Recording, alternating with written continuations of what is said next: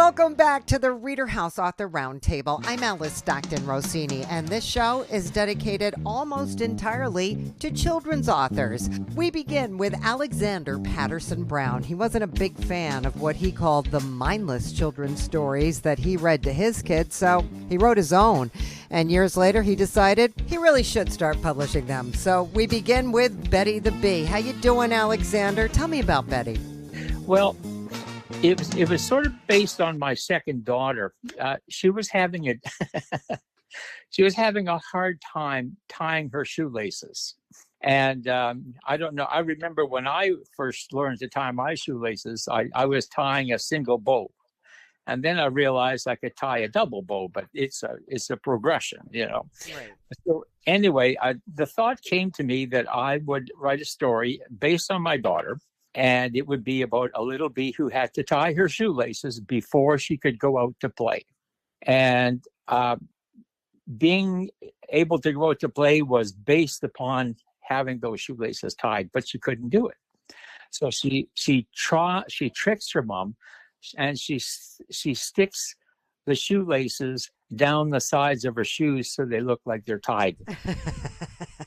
Then she flies past her mom out, and she starts doing her tricks and flying around in the air.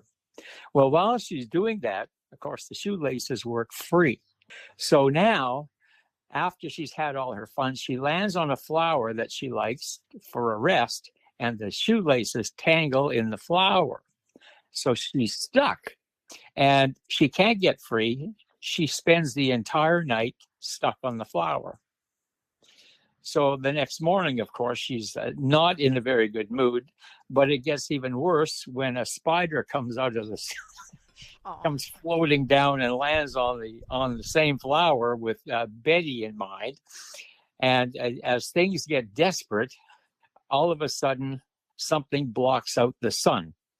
And when they look up, it's the face of a little girl looking down at them.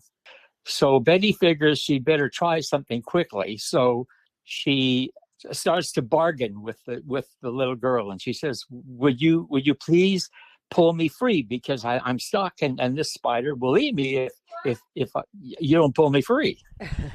And of course the little girl says, well, I don't like spiders, and I don't like bees either. So Betty bargains with her. She says, well, do you like honey? Oh, the little girl loves honey. So she says, I'll give you all the honey you want if you pull me free. So the little girl said, it's a deal. So she pulls on Betty, but she pulls Betty out of her shoes. So Betty doesn't mind. So she flies off, thinking, boy, I will never, ever try to trick my mom again. I'm going to be a straight shooter from now on. So when she gets home, she's all rumpled and disheveled.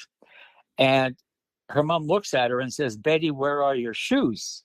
Well, Betty spills the beans and tells her, well, I was on this flower all night long. And so her mom says, well, I'll have to do something about this. So, of course, Betty now, with this newfound desire to impress her mom and do what's right, tries to tie her shoelaces. But she can't do it still. So her mom looks at her and decides she would do something about it. So the final paragraph of the story is that Betty is out flying around and she's wearing slippers. That's very cute. So that is kind of a lesson for moms as well as children, Yeah. And it's done in the same rhythm as a Dr. Seuss poem. Oh, okay. So it's a rhyme. It's a rhyme book. Oh yes, it's a poem. It's a poem. Okay, yeah. That's beautiful. Yeah. It. Let me see here. Tie up your laces, said Betty B's mom. Do it before you go play in the sun. Of all the things Betty B hated to do, can you guess it was tying her laces? It's true. That's so sweet. Are you able to read your poem to other little kids? Yes, I was inspired to publish it when my grandchildren came along. Yeah. So I went to their kindergarten class, and I would read the stories to them, and they liked it. Are you going to keep going with this? Yes, I will. This book, it was the first foray into children's publishing. Okay. And I thought, well, I'll see how well this is received. And then I will, do the other books that I have. And they're not all the same style, but a lot are poems and narratives, storylines. And they have to be interesting. You have to have a respect for the child's mind, and not just throw something out there because it's for a child. Right. So you have to have a great respect for them and love children. Yeah. And when I write, I envision a little girl sitting beside me, and I ask myself, would this interest that little girl as she's sitting beside me? Yeah. And when you do that, you write in a different way. And I remember when I was first submitting it for publication, the lady that I was interacting with was a grandmother. So she would take the stories that she would get for the publisher and read them to her granddaughter. And when she came to Betty the Bee, she said, I read it to my granddaughter. And after it was done, the little girl said, read it again. Aw, that's a pretty high compliment right there. Well, that's it. And that's why I like to read the stories to children, to find out what their reaction is, because they are the final arbiter of it, really. You're writing for them, for their enjoyment. And I format my book so that the picture is on one page and the words are on the facing page. And that way the child has its own page and the parent has its own page. Oh, Alexander, it sounds like you're really getting out. This is a great thing for you as well. You're really enjoying this. Well, yes, I tend to procrastinate on things, and I'm in my 70s now. Oh, good for you. Yeah, I'm getting up there, and I thought, if I don't publish these now, when will they ever get published? So, but good for you. Well, thank you. Alexander Paterson Brown, author of Betty the Bee. Thanks so much. Oh, it was a pleasure. It was a pleasure. Joseph Tichy tried to retire from biotech consulting at the age of 50, but he just couldn't do it. So he not only went back to work, he wrote a children's book for his 2-year-old daughter. It is entitled The Greyhound Series. My 2-year-old, I was reading her books. She loves her books. We all love books. And the grammar and writing was horrific. I threw half of them out. I felt like Hitler burning books. No. They were awful. Really? If I can't read a sentence, there's something wrong. No flow, misspellings, a lot of misspelled words, and verbs that I had never heard of. Now, granted, I'm no English major, but I like a little flow, a little simple message, and she's 2, and that's what started the whole thing. I'm like, well, this is stupid. Because, at night bedtime, I can't get a sentence out without sounding out some of these spellings. Now, I don't know if they're coming from overseas or what. That's the only thing I could think of, because they were all gifts, cheapy books. So that's the motivation. Plus, it was a true story, actually. It's all true. So you have a greyhound? Yes, he's retired, and his name is Joey, believe it or not. They're wonderful. They're such great dogs, and your 2-year-old loves this dog, right? Oh my God, they won't eat without each other. Oh. It's actually becoming quite a pain. Oh. Yeah, they are. It's like E.T. Remember E.T.? I remember E.T. Literally, if she's not feeling good, he mopes around. If she's hyper, he's hyper. It's hilarious. Well, tell me the story of Joey the Greyhound series. Yeah, so the series is not supposed to be on the cover. That was added. But there's a whole series of stories. It's short stories. I meant it to be 5 to 10 minute read, bedtime kind of thing. But it's all true. He came from a track. Nobody wanted him because he was black. They don't like black greyhounds. They're not very adoptable. and that's the thing, because I've been involved with greyhounds for about 30 years. And black dogs just are not adoptable. People, they want the fancy colors and all that. But came home and he's the hit of our neighborhood, actually. Um, Before we had a baby, we would have Joey birthday parties. Neighbors would Oh bring him no. treats, stuff. Yeah. I mean, I couldn't believe it, you know. Oh my. Um, Did you dress him up? he won't deal with Oh, that. He'll thank deal God. with a bow tie. Yeah, no, I can't. No, Yeah. Yeah. I Okay. there's some dogs that they, dress up here and Yeah. foo, and I feel bad for the dog. Yeah. Okay. Okay. So you maintained Joey's dignity throughout his Yes, birthday parties, and then you had a child. yes. So now you know, things have progressed, but that's, they're all true short stories, and I've got a ton more.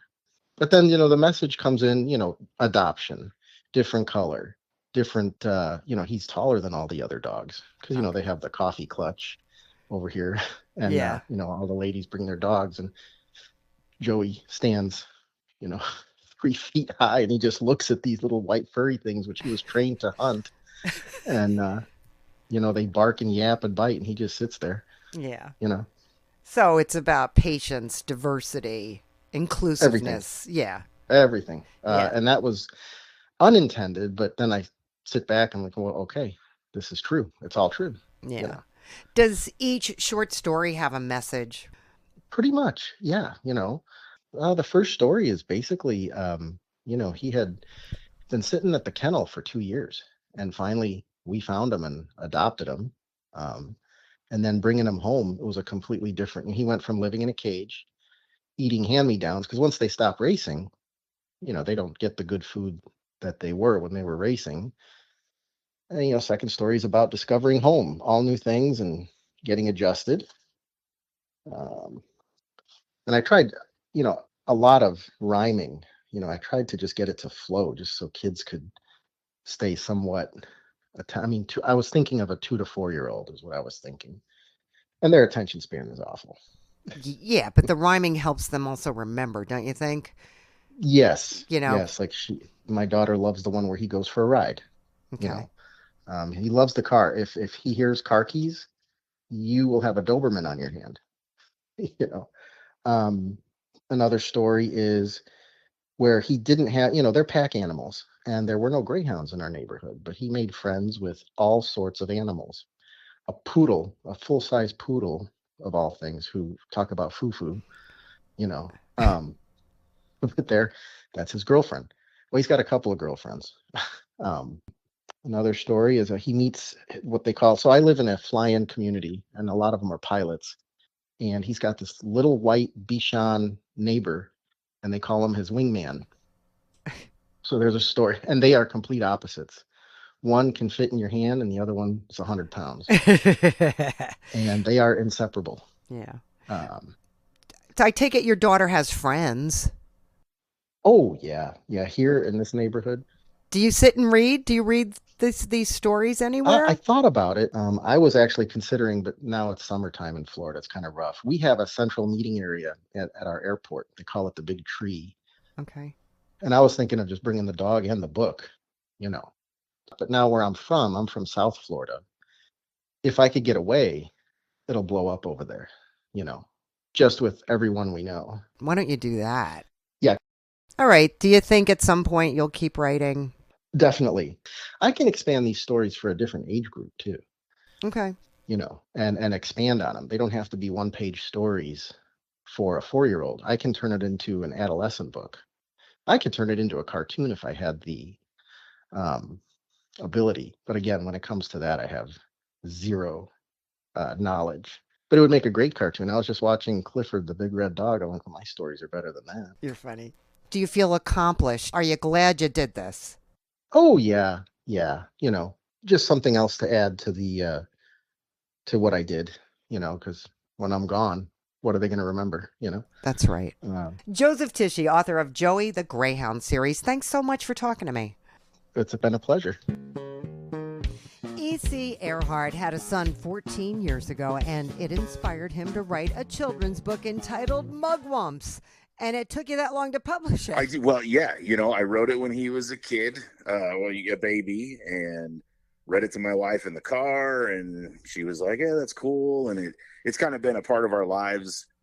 We had it posted on the wall for a while, and then, and now my son's 15, which he's driving with me in the seat, which is just terrifying. But we saw an ad on TV about publishing a book, and he said, "Hey, you should publish that book you wrote when I was a baby." And I'm like, "Really?" And I figured, well, shoot, man, I wrote it for him. So yeah, sounds great. Okay. Well, you said he inspired you. How? Just being born. I mean, just being a father is really what inspired me. I wanted to write something that I could read to him. And I feel like as we get older, we kind of lose touch with our childish side. And I didn't want that to happen to him. And I try not to let that happen to me, but life gets in the way, right? You start working and plugging away, and it's like you forget how to have fun sometimes. Yeah. Yeah. So what'd you come up with? It's a book about a kid named Seth who wakes up on his 8th birthday, and he's not alone in his room like he was when he went to bed. And it sounds creepy, but it's not. So he had visitors overnight, huh? Well, we don't know. We got to read the book and find out. Well, it's mugwumps, right? So mugwumps, yes. And why did he feel alone? You say that Seth always felt like he was alone. Yeah, I just in my head, I only had one child at the time, and now I have 3. Okay. And I grew up with a sister. She was 3 years older than me. But I think a lot of kids can feel alone, when it's just you and your parents. And I know a lot of parents do a lot to make sure they don't feel alone. But I think every kid at some point feels alone, right? Things happen, and it can be lonely. So among the people in his room was Oliver Mugwumps. That's right. Okay.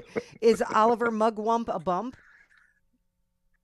Is he a bump? Well, actually, I think he's more of an inspiration. It was a bump to Seth because he was not expecting it. It was a bump as in like a little encouragement? Yeah, right. Like a bump in encouragement, and a bump is like, well, I wasn't expecting this. Kind of like a bump in the road, but not a bad bump. Okay. Just not an expected one. Okay. Do they go on an adventure together? They discover each other. Never lose the childish spirit within you is really what the message is of the book. To me. Yeah. So he's got this room full of mugwumps, or is it just Oliver is a mugwump? There's many mugwumps, but Oliver's the only one that talks to him. So when Seth first meets Oliver, he can't see him, and that's the problem. Oh. So the problem is, how can we get Seth to see Oliver?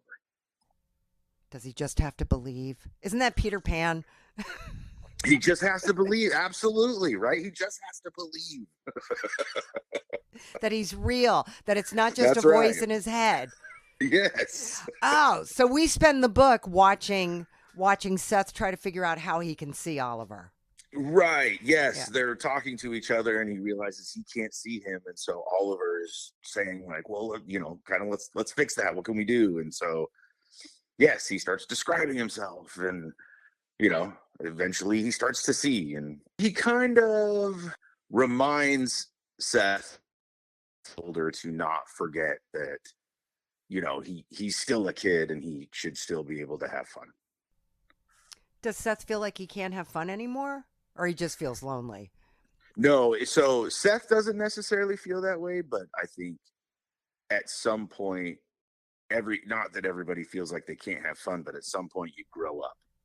And so the hope is that, like, while we all end up having to grow up, that you still hold on to a little piece of, what was always fun, right? Whatever you were dreaming of.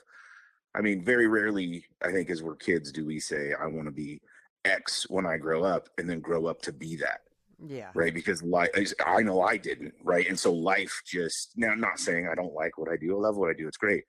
But if you would have asked me when I was 8 what I wanted to do, it would not have been, I want to be a BIM manager working in construction. I didn't even know what that was. What'd you want to be when you were 8? I always wanted to make movies. Oh, you wanted to make That was movies. that was always my thing. I did, yeah. I always wanted to like direct movies and stuff. Maybe you'll make a Mugwumps movie. Maybe, I Yeah, don't know. you never. It would probably be a cartoon, but Are there any more Mugwump stories? there. I mean, I absolutely. I was kind of waiting to see if people really even enjoyed mugwumps. I don't know, and maybe that doesn't even matter, right? Maybe I should just keep going with them. But yeah, I think we can all learn a lesson from Oliver, and I think there's many different lessons to learn. Okay, so where do we go from here? Is there a story time where you can read the book? Maybe your son should go out and read the book. He should. That's a great I think idea. he should go out and read that book. You put him on the line right now. No, I'm kidding. That's right. No, you want to read this to kids, right? Yeah, my wife works at a school, and so a lot of the teachers have invited me to go there and read the book out loud to their classes and things like that. Well, aren't you lucky? Yeah, oh yeah, it's very nice. Everybody is so supportive. It's just amazing. Well, good for you, because if you don't have access to a school, if you don't know somebody at a school, it's not easy getting into one, correct? Oh, absolutely. They have a copy in their library. Oh. They do what are called AR tests, where you have to read a book and then take a test. And the librarian asked if I would be willing to write the AR test for the book and everything. So yeah, I've really lucked out in all of that. Great. Well, hopefully you'll find the time to write some more. Yeah, I do enjoy it. My dad's 84, and he had asked me about it, and I said, that to me right now, that would be the dream, right? Just because, I don't want to go to work every day. So making my own schedule and writing books, that would be amazing. Yeah. And maybe I took the first step, and, but my dad, who's 84, says, if you like to write, just write, which is funny because he's not usually that encouraging. So. See, you never know. You just never know. That's right. All right.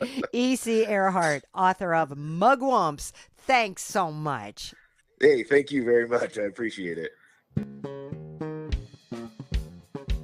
From accounting to author, Beth Evans always wanted to write a children's book, but it was a dream she didn't have time to realize until she retired. Now she's published Jake the Country Cat. I took a writing course in college, and some of my essays my family found extremely funny, and my one cousin always said, "Oh, you're such a good writer, you should write a book," or something like that. And I just said, "Yeah, okay, whatever." Then she bought me cookies from a bakery in Staten Island, and these one cookies were really good, and I wrote a letter to the bakery that how great these cookies were, and the bakery's name was Mother Moose.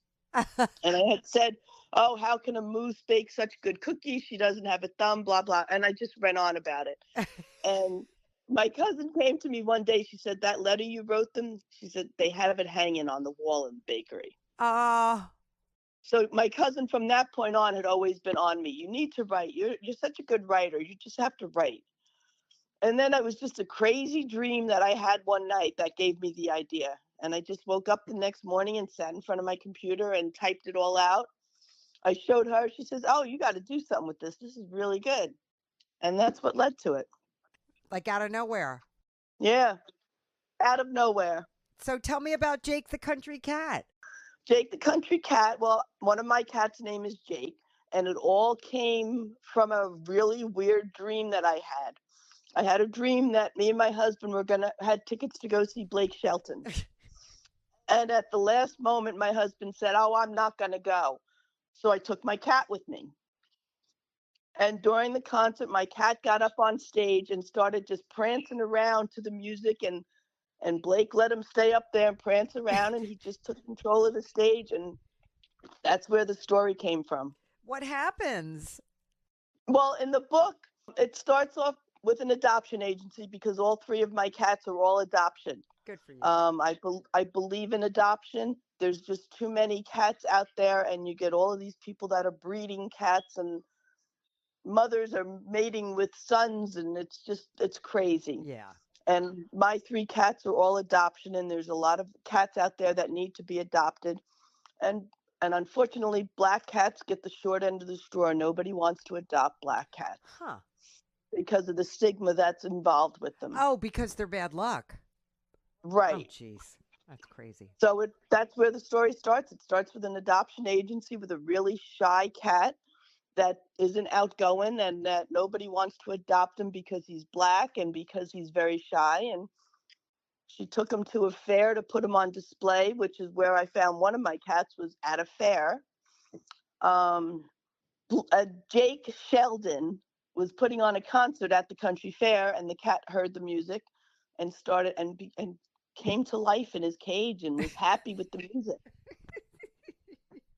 And without giving the end of the story away, the shelter owner writes a letter to Jake Sheldon about this cat that his music has brought out of his shell, and there should be no reason why he shouldn't find his home from now on, because he's a very outgoing cat. Because he's a really sweetheart, yeah. Because he's a really sweet cat. Now, is this the beginning of a series of books about Jake the cat, the country cat? I would love it to become a series. Right now, my goal is trying to get a copy of this book into Blake Shelton's hands. I would love for him to get a copy of this, because if possible, and I could get his like to it, I can change the name in the book to Blake Shelton and use it with him, but also to sit with him and find out what life is like on his ranch and what it's like to go on interviews and to do concerts, and make it so Jake the Country Cat is now going on these concerts with him and is now working the ranch with him, and turn it into a series of books of how this man's music changed this cat's life and the life that this cat now has. I'm willing to bet that if you went on Facebook, there's probably a fan page.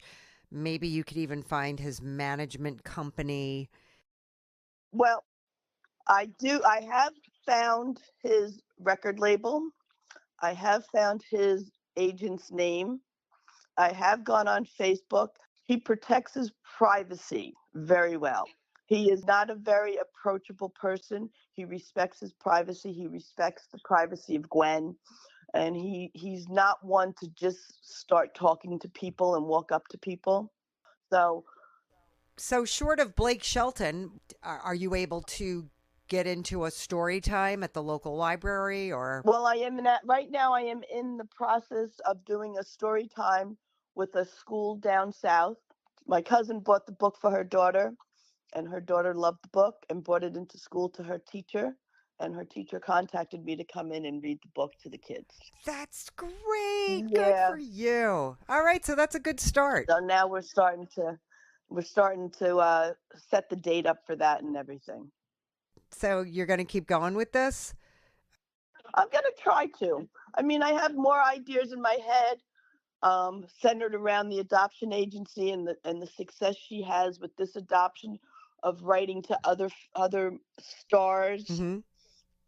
to try and pair adoption cats up with local stars.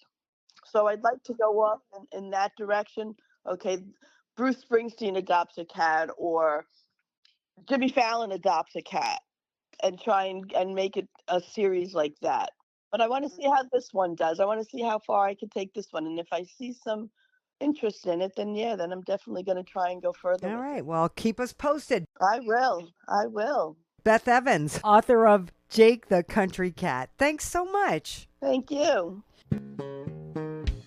And finally, Bryan Figg is a business finance guy, not really a writer. And then he was inspired to write and publish his book, From Me to You, Dad. Now, this isn't really a children's book per se, but it is a book that you wrote for your children who are a little bit older. And you say it came out of nowhere? Yeah, it actually did. It just came out of nowhere. We go to church, and I like spending time with my kids. And I know, you hear in the news that there's a lot of times that dads don't do that, and they have trouble connecting with their kids. And I think God's a big part of connecting with your kids and getting that spiritual influence and the dad influence. And I kind of wanted to write some quotes down for when my kids were, not feeling good or feeling down, or, and I wasn't around, where they could kind of look at it. And, so that's really how it came about. And my whole philosophy in life really is, I don't know, maybe kind of weird, but there's always good in people. And so I try to look and see all the good around me, and I take little bits of that and kind of implement that into my life. And, so that's kind of what I wanted to share. How do you lay out the book? It's just daily quotes, it's just little quotes. They read one a day, and, hopefully the dad and the child or the kid can talk about it, and, just have a conversation about, what the quote was. And if they just read it on their own, then, maybe they can ponder the thought, or maybe have a better feeling about what's going on in their life after they read it. Can you give me an example? Yeah, it's like I think there's 74 quotes. So, I just, we try to do one a day, and whether it's just, be humble, don't be, arrogant and pompous, and, give more than you receive, just little things, nothing mind shattering, nothing crazy, because like the world is crazy. So I think if you can simplify it a little bit and, kind of go from there, it kind of makes you a little bit more at ease if, you kind of understand what's going on, and, things aren't so complex. So what's one of your favorites? One that stands out: for every negative you do in life, it takes twice the positive to make up for it. So just be positive. And another one is, purpose is not about doing the right thing. It's about doing the right thing with direction and feeling. That's good. And, before you can fix love, you must love yourself. Like money is not measured in worth. It's measured in power that you give to other people. Nice. Yeah. The name of your book, From Me to You, Dad. Yep. Explain the title. Well, like I said, I wasn't really planning on, printing it. And so I really just wanted to have something for my kids to read, when I'm not around, or when they go to college, or, when they're in their room thinking about, how bad their day is. And so that's why the title was the way it was, because it is from me to them. How old are your kids? I have one that's just finished his freshman year in college. He's 19, going to be 20. And my daughter is 15, getting ready to turn 16. And have they seen the book? Yeah. And what do they think of it? Well, it's the funny thing is, kids are kids. And, because when I wrote it kind of like in a, I don't want to say bubbly cursive. Yeah. That's how they printed it. And kids these days really don't know how to read cursive. So they were like, Dad, this is really hard to read. I'm like, what are you talking about? And they were like, well, Dad, we don't write in cursive anymore. It's either on a computer screen or we print. I'm like, geez. Oh, that's interesting. Well, I would think that would make your book stand out. Well, I hope so. All right. Well, I guess we'll find out. All right. Yeah. Now, you're involved in a church, and you think that might be a good place to find out what other kids think? That's kind of what I thought, and I've got a meeting to talk with the pastors in a couple weeks, and, so we'll see how that goes. Are you going to keep writing? Yes, I probably will. I've got, we got some other ideas on things, and I might, yeah. No timetable, but yes, I probably would like to do, another one. All right, Bryan Figg, From Me to You, Dad. Thanks. Yeah, thanks for having me. We hope you enjoyed this edition of the ReaderHouse Author Roundtable, where authors from all walks of life come together to discuss the trials, tribulations, and triumphs of publishing their books. I'm Alice Stockton Rossini. We hope to see you back here every Saturday night at 8 o'clock, or listen to our podcast anytime on Spotify, Apple Podcasts, Stitcher, TuneIn, and PodServe, just to name a few. The Author Roundtable is sponsored by ReaderHouse Online Bookstore, where independent new authors come first.